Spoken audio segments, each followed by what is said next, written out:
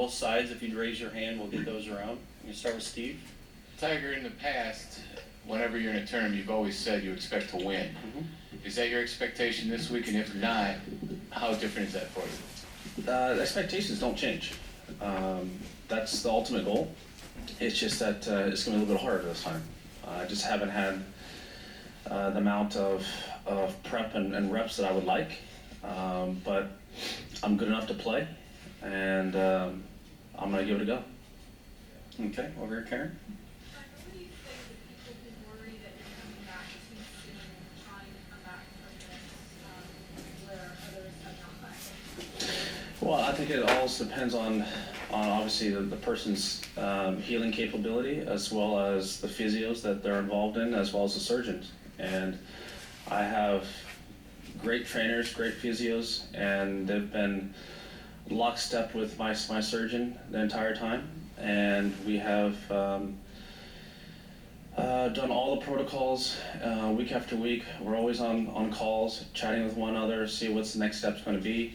As I alluded to when I first came here for the press conference, that I was only chipping and putting, but that was going to be expanded, and we had a game plan for how we were going to do that, and we did it. And I've been able to play and hit balls and hit drivers and go out there and do whatever I want to do.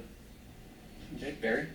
Tiger, can you give us a little bit clearer idea of the timeline of what that progression was? When did you first take a full swing? When did you hit driver? What was that? Well, the full swing depends what club you're talking about here. So yeah, the whole progression was putting first.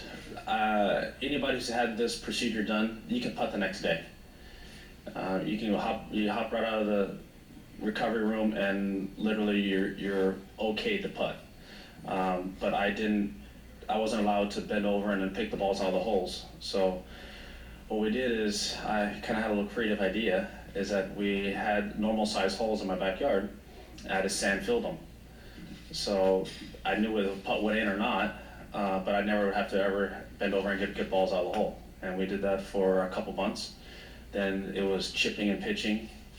And then we added basically about 10 yards every day to 2 days, depending on how I felt, how much inflammation was in the area. As I said, my physios and my surgeon were in lockstep with one another, open communication. And some days it was, hey, we'll stay here for a couple days. Other days, hey, you can go ahead and progress the next day. And that's how I went to the point where I was out there hitting drivers a couple weeks ago. And then started playing golf.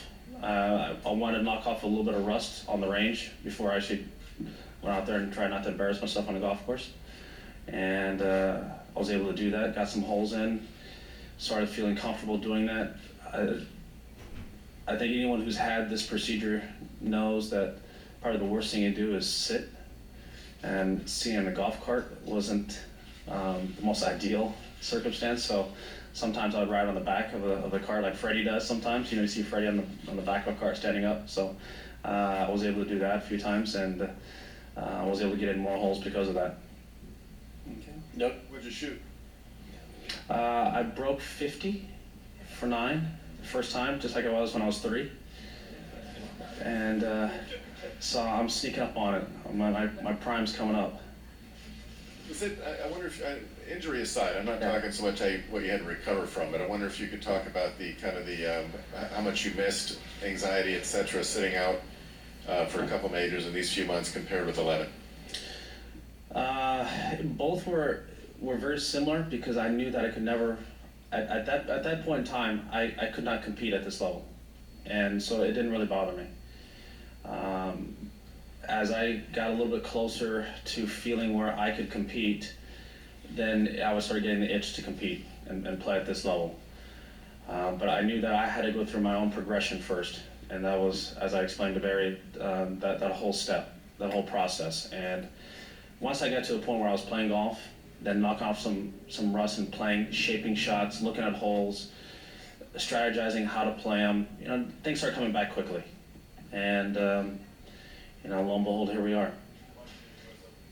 I did. I watched a little bit of it, but also watched more World Cup than I did All right, let's go over here, Mark, and in second. golf. Tiger, you've obviously had a lot of challenges over the years coming back from various injuries, the knee, the Yeah. Achilles, and whatnot. Are there different elements to this, coming back off of this? And if so, can you talk about those? And just as a follow-up, because you were able to do so much short game stuff early on, do you expect that to be a little sharper initially than your long game? Well, this procedure and, well, let me go back. Pre-procedure, right before I went in, as I explained to you guys before, I wasn't able to function. You know, I couldn't get out of bed. I just couldn't do any normal activities. When I blew up my knee and even had my Achilles problems, I could still do things. You know, I would still be able to function. But this was different, you know, and anyone who's had any kind of nerve impingement, it's no joke. And that part was relieved as soon as I got out of the surgery. You know, that nerve impingement, that pain that I was feeling, you know, going down my leg was gone. And I've heard numerous people talk about it, and I've had people come up to me and say they've had the same procedure, and it was like amazing, the relief, like they got their life back. And that's basically how I felt. I was able to do things and normal activities I took for granted. What was the second part? Oh, the short game? Yeah.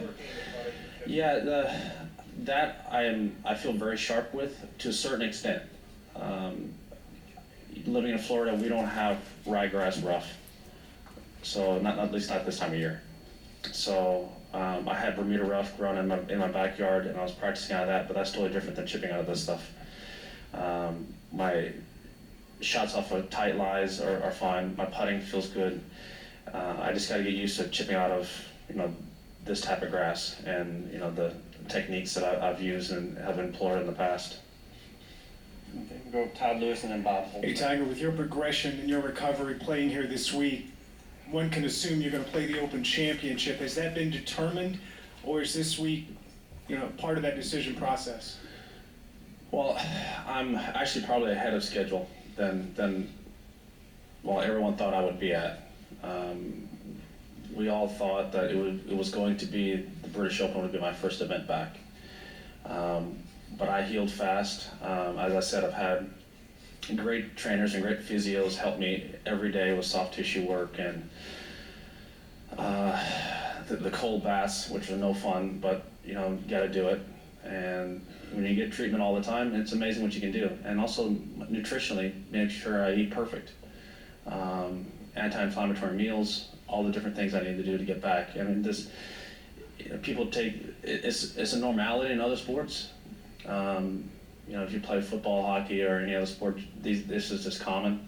But I think in the golfing world, you know, look at most of the physiques, that's not really that common. But having friends who are in other sports, it does help, you know, what they went through and what they've done, what their protocols are for their teams. And, you know, here we are. Do I expect to? Yeah. I'm just trying to get into the playoffs somehow. All right, Bob. Tiger, at one point you mentioned the possibility of talking with Sean about maybe reworking your swing to protect your back. Yep. Will your game look any different when we see you out there? We made a few tweaks here and there, but nothing major. Nothing that probably you observe with the physical eye. We look at it on video, and what I'm feeling I'm doing, it looks the same as it did before. I probably may not go at it as hard on all shots. You know, I was joking with, you know, Cookie. Cookie just came back from breaking his back, and he was actually hitting it further than I was. So that's not good. So when I'm out there pumping 8 irons 135, that's all I had. That was frustrating there for a little while, but things have turned around. I've got my numbers back, and you know, this week especially, since it's going to be warm all week, I won't have any problem staying loose. Okay, back over here, right in the front. Tiger, your recovery now these past couple months, in 2011. You're 38 years old. Have you begun to think about your future in golf, not from a retirement aspect necessarily, but from just with this event, with the foundation, just maybe as an ambassador to golf, and maybe what your plans might be, kind of spreading your support for the sport and teaching the younger people the sport going forward? Yeah, well, we have three golf events that we have. We have our World Challenge, we run the Deutsche Bank, and we have this event, the Quicken Loans. So we're involved in golf, and we're involved in all the local charities in these specific markets. But our foundation is not golf-based. Golf is a vehicle for us to show the world and how involved we are in education.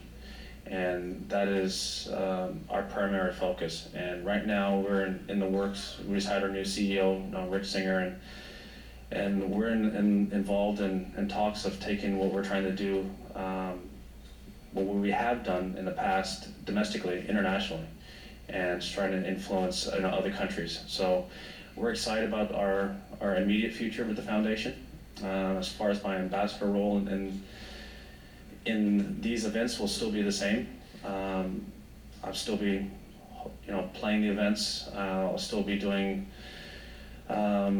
speaking engagements and all the different things that I do at these specific events. But our main primary focus is to grow the foundation and our educational capacities, not just here domestically, but internationally. Let's go right in the back here. Tiger, there have been so many young guys that have had such success this year, and to a man, they all say they've been inspired by you. What is it like to look at a rising generation that you've helped create? And as a follow-up, is there any irony in the fact that this thing that you've spawned is a little bit what's making it more difficult for you to win? I feel old.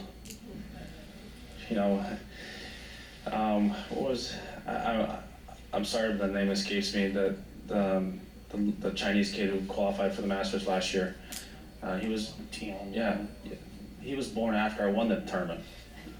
I mean, that's just not cool, So, that's what's coming. The next generation, and they're taller, bigger, they're more physical, just like in all sports across the board.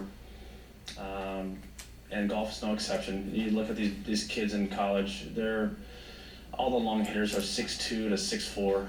They're just big guys, and they can move it out there. But the difference is, as you age and as I have aged, I can't play the way I used to. I was number 2 in driving distance for a number of years, only behind Daly.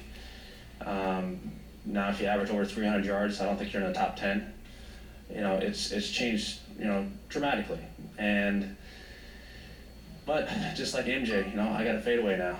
So I've had to, rely on different parts of my game and strategy and understanding how course management skills have improved, and where to miss it, how to miss it, and then obviously the amount of shots that I've learned over the years, not just from my own trial and error, but also from older players that I've talked to, and it's allowed me to be as consistent as I have been over the course of my career. Okay, Robert. Hey, Tiger, if this wasn't the tournament that benefited your foundation, do you think you would have come back this week? And secondly, is there any danger that the doctors may have told you about, coming back too early? And if this wasn't the foundation and our impact of what we can have with kids, I probably would not. As I said, our goal was the British Open, and I healed extremely fast thanks to my physios and all